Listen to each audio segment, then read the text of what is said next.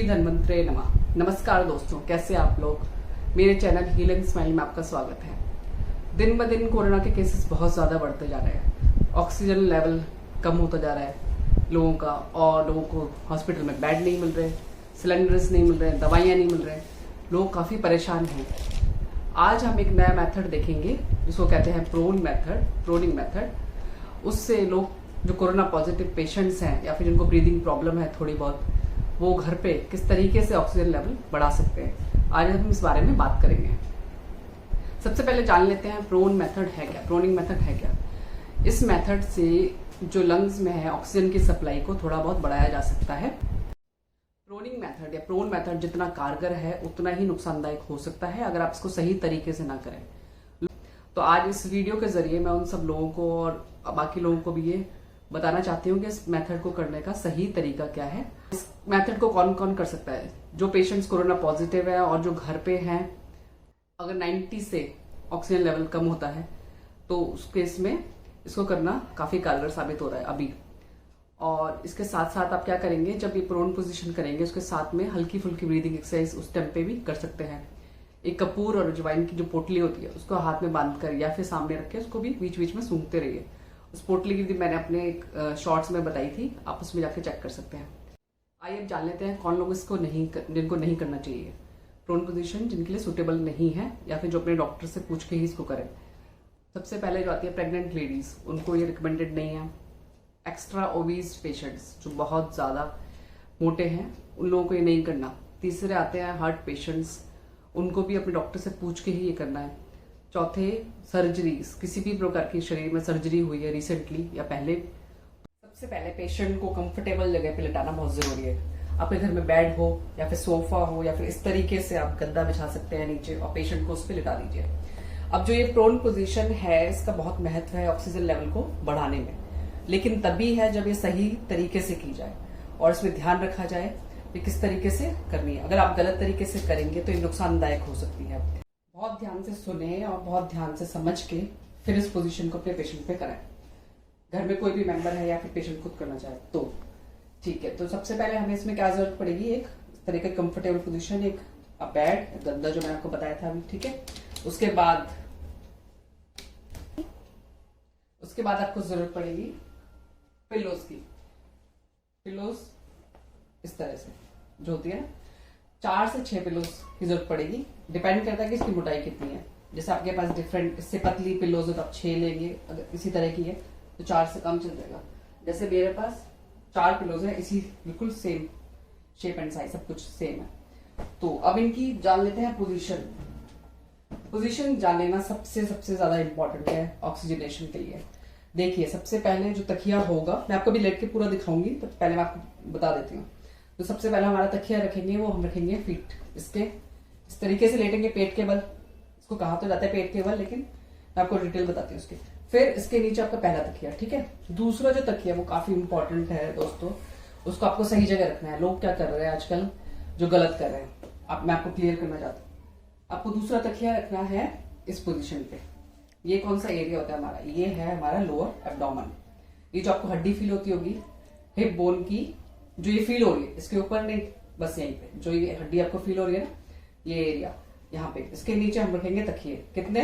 2। अब मैं आपको बता दिया कि तकिए आप कैसे 2 या 3 कर सकते हो अपने उनके हिसाब से, मोटाई वगैरह के हिसाब से। तो यहाँ इसके नीचे लोअर एब्डोमेन, इस जगह नहीं रखना है। एब्डोमेन एरिया हमको, ये जो स्टमक, पेट, इसको खाली रखना है, यहाँ तकिए नहीं रखने, बिल्कुल लोअर एब्डोमेन में, ठीक है।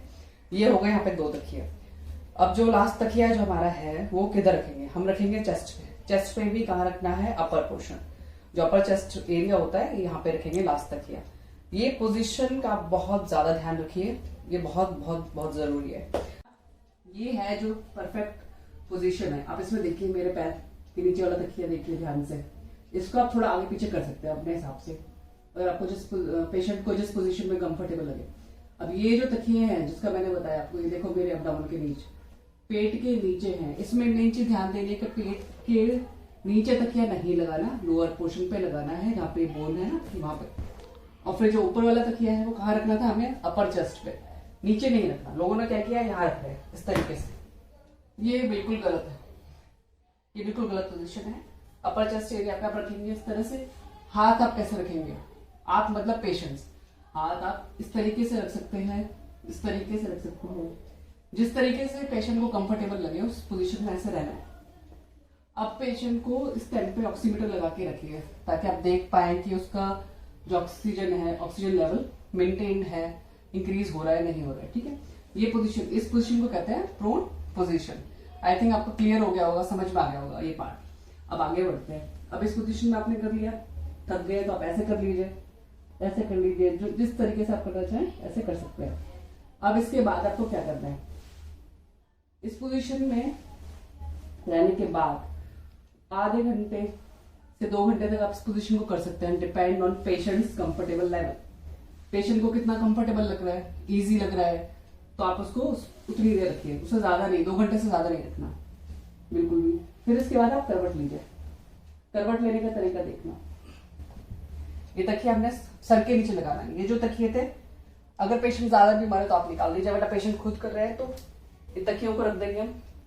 अब ये वाली जो पोजीशन है साइड पोजीशन, अब इसमें आप इस तरह से हाथ कर सकते हो, इस तरीके से कर सकते हो, कैसे पैर इस तरह से फोल्ड नेचुरली होते हैं, इस तरीके से रहना है आपको।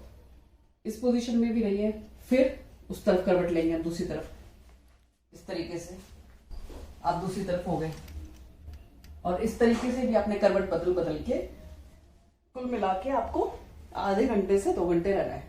फिर आप इस तरीके से बैठ सकते हैं जो पेशेंट है नॉर्मली, ठीक है, और लेट सकते हैं सीधे होके अगर चाहे तो। उसके बाद ये थी प्रोन पोजीशन। आई थिंक आपको सब चीजें क्लियर हो गई होंगी। इसमें ड्यूरेशन का ध्यान रखना भी बहुत जरूरी है। ड्यूरेशन रहेगी इसकी 30 मिनट से लेके 2 घंटे तक।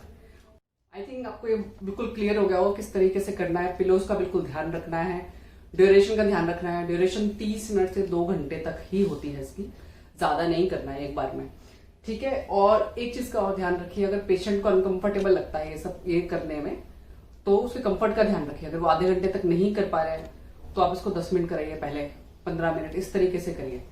तो ये काफी बेनिफिशियल है ऑक्सीजन लेवल बढ़ाने के लिए। और जो लोग ऑक्सीजन के लिए बाहर नहीं जा पा रहे हैं, हॉस्पिटल नहीं जा पा रहे हैं, वो इस पोजीशन को घर पे प्रैक्टिस कर सकते हैं। आशा है आप इसको अच्छे से समझ चुके होंगे और किसी भी प्रकार की कंफ्यूजन आपके माइंड में नहीं रही होगी, और आप अपने को और अपने प्रियजनों को बचा सकते हैं इस टेक्निक को सही ढंग से करके। और भी कुछ आपका कमेंट या क्वेश्चन हो तो मुझे कमेंट सेक्शन में जरूर लिखें। बाकी इस पोजीशन के बारे में मैं पूरा डिटेल डिस्क्रिप्शन बॉक्स में भी दूंगी। मैं इसी तरह के टॉपिक्स लाने की कोशिश करती हूँ अपने वीडियो में, जो लोगों को ज्यादा से ज्यादा काम आ सके और लोगों की जितनी कंफ्यूजन है वो दूर हो सके।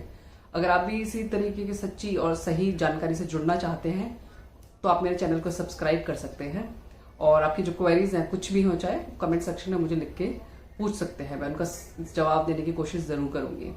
Keep smiling, heal and smile.